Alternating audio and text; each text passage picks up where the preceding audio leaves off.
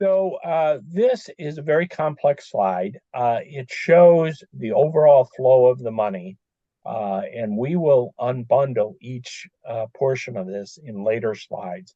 But it is important to be able to see the overall flow.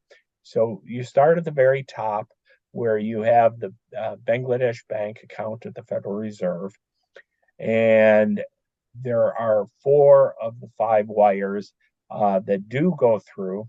Uh, One is for just under 20 million, one 6 million, 25 million, and 35 million. The 5th one being the 20 million that got frozen in Sri Lanka. They go into Rizal Bank in the Philippines into 4 sham accounts that were set up many months earlier. And very much we'll talk about those sham accounts.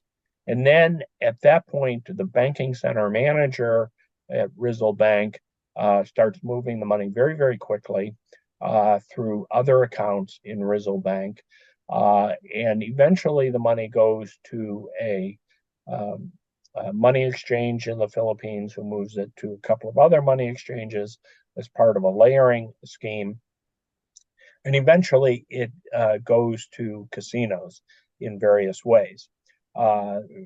Very substantial amount were cash shipments, but you also had some checks and other things that were used, and you had FX transactions that were occurring because it came in with US dollars, and then the cash that was shipped out was, Philippine pesos. Eventually, it got to the casinos, which were sponsoring junkets, and that was how the North Koreans were eventually getting the money themselves. Essentially, the North Koreans had set up a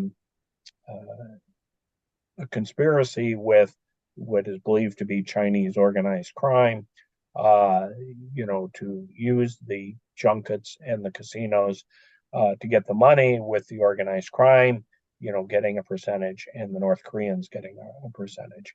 And all of this was revealed in a whole series of ways, starting with some hearings in the Philippines that were occurring really as the money was still in the casinos.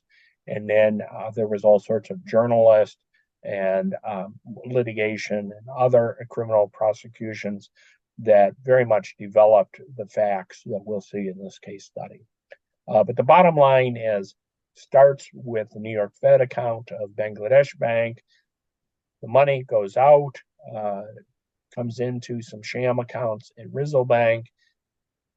Very, very rapid movement of money and layering. It goes through the MSBs and ultimately to the casinos. Right.